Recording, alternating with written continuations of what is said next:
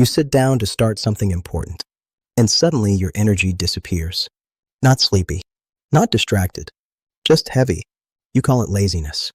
But there's a quiet tension underneath, like your mind is pulling the brakes while your intention presses the gas. Why does motivation vanish exactly when something matters? And if this isn't laziness, what is your brain actually trying to protect you from? Hold that question, because the answer isn't about discipline. It's about fear, but not the kind you expect. You've probably felt this pattern. A big opportunity appears, a meaningful project, a step toward the life you want.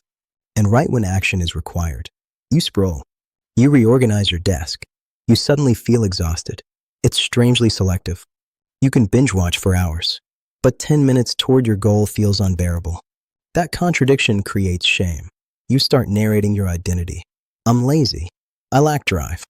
Other people just try harder. And that story seeps into decisions. You delay sending emails. Avoid applying. Keep ideas private. Not because you don't care, but because caring makes the stakes real. Behavioral psychology calls this avoidance coping. When your brain steers you away from situations that carry emotional risk, not physical danger, psychological exposure.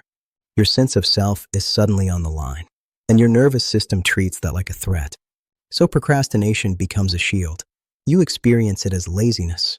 But internally, your brain is asking, what happens to me if this goes wrong? Or even more unsettling, what happens to me if this works? And that's where the real story begins. Because what looks like low motivation is often protection from emotional uncertainty. Here's the part most people never hear. Your brain isn't sabotaging you. It's adapting. From a neuroscience perspective, your mind evolved to prioritize predictability over potential. The familiar feels safe, even when it's frustrating. The unknown carries social and identity risk. So when growth appears, your system hesitates, not because you're weak, but because your brain is wired to conserve psychological stability. This is the same mechanism that once kept humans alive in uncertain environments. Today, it shows up as hesitation before change.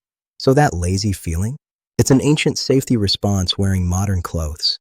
And once you see that, the shame softens, because the goal isn't to fight yourself. It's to understand what your brain is trying to negotiate. Let's zoom inside what's happening.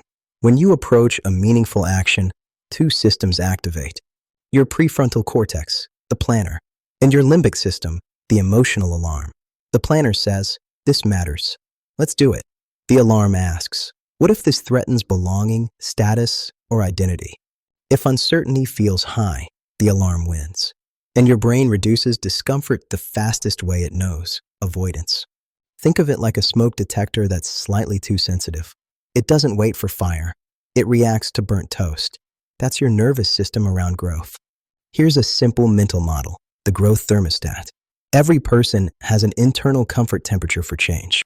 When an action exceeds that range, your brain cools things down with procrastination, distraction, or fatigue, not to ruin your life, but to restore emotional equilibrium. The result? Temporary relief, but long-term stagnation. And the brain learns avoidance works, which reinforces the cycle. So the question becomes, how do you raise your thermostat without triggering alarm? This isn't about forcing motivation. It's about working with your nervous system. Step 1, shrink the threat window. What to do? Break meaningful actions into pieces so small they feel almost trivial. Why it works? Behavioral neuroscience shows that perceived threat scales with uncertainty. Smaller steps reduce limbic activation, allowing the prefrontal cortex to stay online. Real-life example. Instead of write the proposal, open the document and write one imperfect sentence. Visual. Notebook with one short sentence written. Your brain registers safety. Momentum follows. But this alone doesn't solve hesitation, because emotional meaning still exists. Which brings us to the next layer. Step 2, label the fear precisely. What to do? Pause and name the exact fear behind a resistance. Failure, judgment, exposure, success. Why it works. Affect labeling, studied in cognitive psychology, reduces amygdala reactivity. Naming emotion turns vague threat into defined information. Real-life example. Before avoiding an application, say, I'm afraid of being seen trying. That clarity lowers emotional noise, and your brain shifts from alarm to processing. Now action becomes negotiation, not battle. Step 3.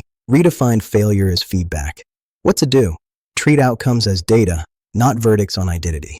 Why it works? Neuroplastic learning depends on prediction error.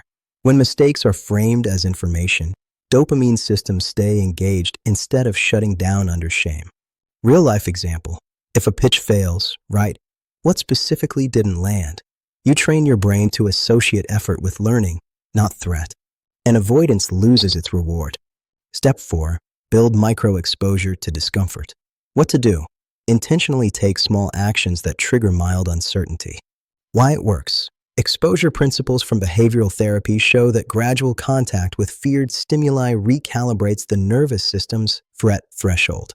Real-life example. Share a rough idea with a trusted friend. Feel the discomfort. Notice survival. Your thermostat adjusts. Discomfort becomes information, not danger. Step 5. Separate identity from outcome. What to do? Remind yourself. Performance is behavior, not identity. Why it works? Self-distancing reduces ego threat and protects executive function under stress. Real-life example.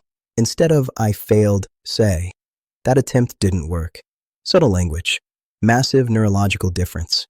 Your brain stays curious instead of defensive, and curiosity sustains action. All of this points to one simple mental image. You're not fighting laziness. You're adjusting your growth thermostat. Each small step tells your nervous system, this level of change is survivable. Fear quiets. Planning returns. Action becomes less dramatic, more normal. Progress stops feeling like a leap and starts feeling like temperature adjustment.